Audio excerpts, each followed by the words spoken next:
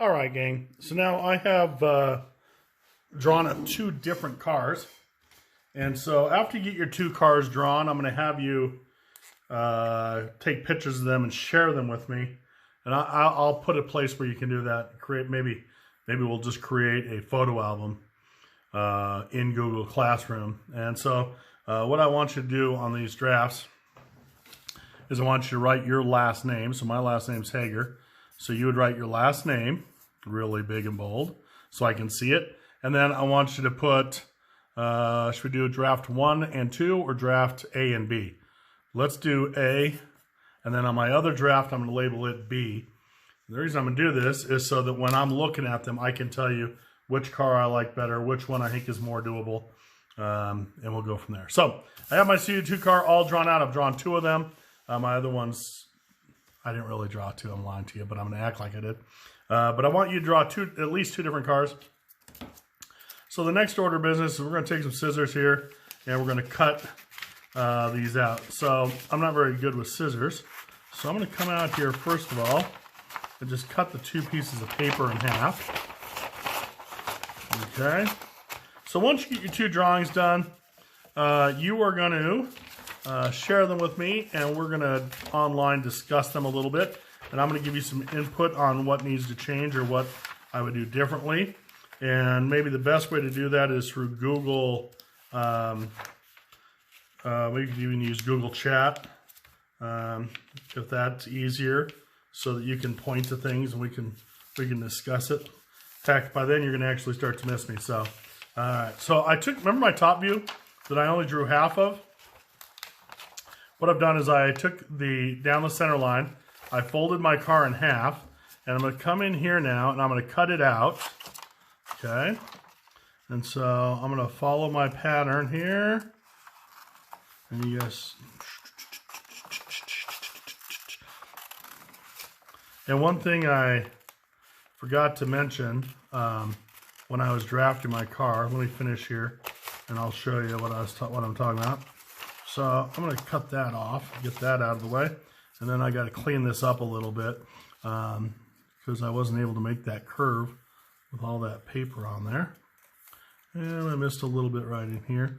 So one thing I see kids frequently do is when they draw their car, their top view, and they want a skinny section, if you get any skinnier than about a ½ inch here, your car is going to be really narrow. Now, I know when you unfold it, it's going to be twice as wide, but we really need your car to be about that, at least that wide.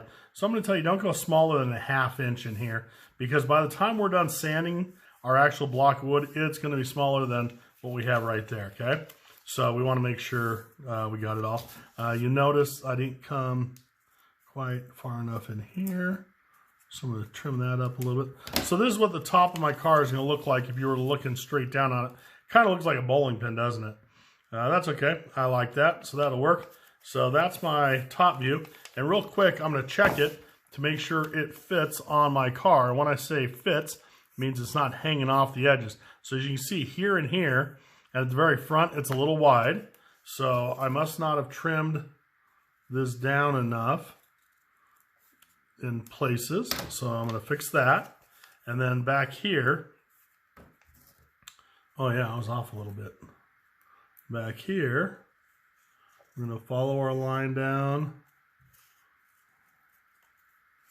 And just round that off just a little bit. Let's see if that fits now. Because if it doesn't fit on your block of your wood, there's no way you can make a car that size. So there we go. Don't throw these little shreds of paper on the floor because then your mother or father will yell at you, and we don't want that. All right, so I have my top view cut out. Now I'm going to cut out my side view of my car. And again, let me restate yet again. You're going to draw at least 2 different cars. We're going to pick one together, hopefully. Hopefully a little bit of input from me might help save some headaches. And if you have one that you really, really want to do, that's fine, but we should probably at least discuss it or at least agree that it's a doable, workable car. So what I'm cutting out now is the shape of the side view. Okay, so I'm going to come in here, cut that out. I'll follow around the back side of the block here. Okay. And this is my little fin. And you're going to notice my fin here looks kind of thick. It looks kind of, it's not a real thin, super lightweight spoiler on the back. And the reason I do that is I always try to exaggerate everything, make it a little bigger than it needs to be. Because you remember, by the time we get this cut out and we sand everything, it's going to be smaller than this pattern. So if I cut my car out the exact shape of the pattern, it's going to be about an eighth, about a 16th smaller than the car is on each line. So it's going to be, you know, it's going to be smaller. And again, if you do really super detailed work, by the time you get to sand, those details will have been sanded off, and that's no good, okay? So again, just doing some cleanup here. Good, and I'm gonna check real quick to make sure my car fits on my block. And so I'm gonna put my block here. I'm gonna put that on and line up the bottom edge here. And ooh, my top's a little high, that's okay. And then I'm gonna tip this a little bit. So my car fits on there pretty good. My fin is gonna be right up against the edge there, and that's okay. I probably should have made it just a touch smaller, but I kinda like it. So the next step, I have my block, and again, remember our right angle is the bottom of the block, and so it's facing towards me, my right angle. And so now I'm gonna come in here, and this is rubber cement. This is just a tube of Elmer's rubber cement. Hopefully you have some of this around the house. It works the best. So what I'm going to do, and I mean any kind of rubber cement works if you have some around the house, is I'm going to come on here and I'm going to rubber cement my pattern to my block of wood. Now, if you don't have rubber cement, you use Elmer's glue or something like that.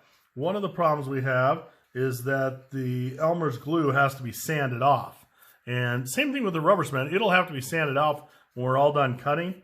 But rubber cement sands off really, really easy. And so it's not a big deal. All right, so there's the side view of my car. It's glued. I'm going to stick this on top of the glue. I'm going to slide this back in here. And then I'm going to tip this down. Okay, right there. And then what I'm going to do is just push it down. And see how I'm smearing? Getting smears all over it. Don't worry about it. It's just the rubber cement. Okay, and so I'm just going to push this down into the rubber cement really well. Okay, and then I'm going to let that dry. And that probably needs to dry for, oh, I don't know, give it 10 minutes. But since my video is still around, I'm going to go ahead and do the top now. So I'm going to tip it upright. Same glue, same rubber cement. I'm going to take my little brush here. I'm going to put a little on here. This is a great way to hold these on. And the other thing I do, just in case the pattern comes off while we're cutting it, I'm going to have you guys also trace around them. And I'll show you that in the next video of what I mean by trace around it and cut them out. And so what I'm working on is I'm trying to figure out a way that you can drop these off at school on a Thursday, maybe the Thursday after we get back from break, or the Thursday. If I can get you guys to drop them off like in a storage box or a container out of my shop outside on the back patio. I don't want you guys to come into the building. I don't want you there in mobs. I just want one person at a time. So maybe if your parent could drive you over and we could drop them off and put them in a box outside on my patio. I could let them sit there for a day and then I could bring them in. And if we're still on online school, I will cut them out for you. I have a couple friends that I've asked that have bandsaws. I guess if you have your own bandsaw at home and your parents are willing to supervise you, you could cut it out at home.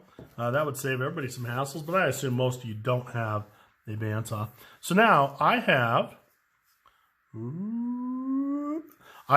my side view, I have my top view, and I'm going to let these sit on here and dry.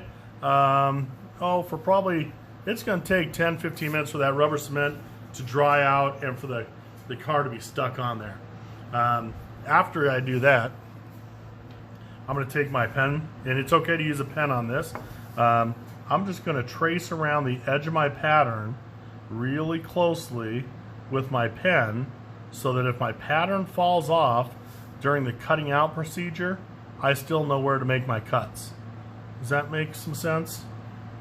And since we're going to paint this block, you can use pen. You can use a pencil too. I don't think the pencil is going to show up very well on the video camera, so that's why I'm using a pen.